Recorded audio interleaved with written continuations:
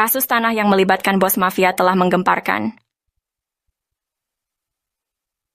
Tanah Pak Bagio 400 hingga 700 meter dipinjam fasilitas umum masjid, namun kemudian dibeli luas jadi 700 meter. Ada apa bos Batu Nunggal beli tanah bekas TPA? Penyerobotan jadi hadiah 80 meter lalu 270 meter di Koswara untuk Ketua RW Sentul 2, Dago Elos Ismail Tanjung 8% maupun 8M, bonus balik layar tergugat dan pendataan tergugat Ketua RW Sentul 2 Dago Elos Asep Makmun sebagai pembela Isidentil, Ketua RW Sentul 1 Cirapuhan Apud Sukendar dan oknum aparatur. Rupanya target 100 miliar hingga 1 triliun hingga tanah puluhan meter. Keluarga besar Pamenpati TNI dan Polri diserobot dan dilaporkan polisi tahun 2012. Sejak tahun 2007 sudah diberi tanda batas pohon alpukat dan sirsak, AIPAI. Bos mafia tanah Iwan Surjadi kebal hukum pada dana bansos tahun 2014. Pemerintah perlu membentuk tim independen untuk menyelidiki kasus sekarang merugikan warga kampung Cirapuhan dan negara 100 miliar hingga 1 triliun. Mafia tanah saling gugat Dago, bukan ngegugat, tapi saling gugat. Tonton film Keluarga Muller durasi 4 jam 40 m. Kisah ini terjadi di kampung Cirapuhan pada tahun 2008. Bob Nainggolan, seorang pengacara, mengirim surat panggilan atas nama Iwan Surjadi. Bos Batu Nunggal mengaku berhak tanah seluas sekitar 100 meter. Setahun sebelumnya, warga menanam pohon alpukat, nangka, dan lainnya sebagai tanda batas tanah Pak Bagio seluas sekitar 700 meter. Adapun barat dan timurnya adalah tanah warga. Notaris Meli Nathaniel membuat akta jual beli AJB dengan penjual Ismail Tanjung dan Didi Koswara. Asep Makmun menjadi penunjuk batas.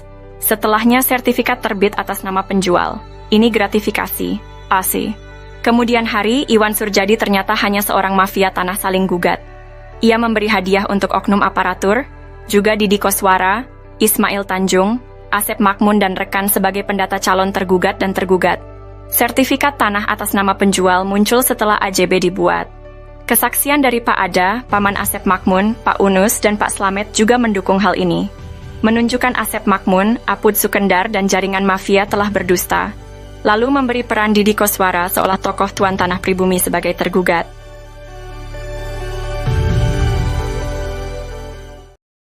Oh janten bapak teh ngagales di iya di Ramana nih di Ramana nih Ramana Asep Makmun mohon terus gitu di terus di gitu diuwihkeun deui ka ieu teu urang we garapan mah didinya aya mohon teu diuwihkeun maksudna teh di tilas galian dititipkeun gitu nya dicuel we dititipkeun nya ku diarurus ku Didi gitu mohon aing kemari teh si dieu ku ieu dijual ku Surjadi mohon eta oge masalah kasusna oge luasna oge nyerobot nu sanesna deui itu atas nama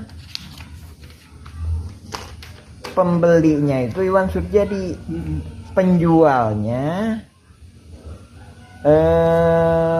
Ismail Tanjung. Sertifikatnya harusnya atas nama siapa? Ismail kalau penjual. Pembeli kan? Kalau jadi kalau pindah tangan ke pembeli berarti jadi Iwan Surjadi ya harusnya ya. Iya. Tapi ini kenyataannya setelah dibuatin AJB itu udah dikasih hadiah berarti. Ini kan atas nama ini kan penjualnya, pembelinya Iwan Surjadi. Pada tahun 1992, 2008, dan 2012, terjadi beberapa kasus penyerobotan lahan, kasus ini melibatkan banyak pihak dan sertifikat tanah yang dipertanyakan keabsahannya. Bukti penyerobotan lahan melibatkan nama-nama seperti Iwan Surjadi, Didi Koswara, dan Ismail Tanjung. Juga Asep Makmun, Apus de Sukendar. Bukti peta sertifikat atas nama Rosid dan Triono berasal dari Rahman Hadisaputra, keluarga Ewong binti Nawisan. Ada juga sertifikat atas nama Diman Adikarta bin Neh Emeh dan Eti serta Acik dari keluarga Neh Eyong. Kesaksian dari Pak Ada alias Suhanda, pamannya Asep Makmun, dan Didi Koswara menyatakan bahwa tanah tersebut bukan tanah adat, tapi tilas galian pasir artinya aigendom. Pak Slamet juga menyatakan bahwa Ahya, Didi Koswara, dan Asep Makmun adalah pendatang dan tidak punya tanah adat. EJB dibuat oleh notaris Meli Nathaniel, namun sertifikatnya atas nama penjual, bukan pembeli.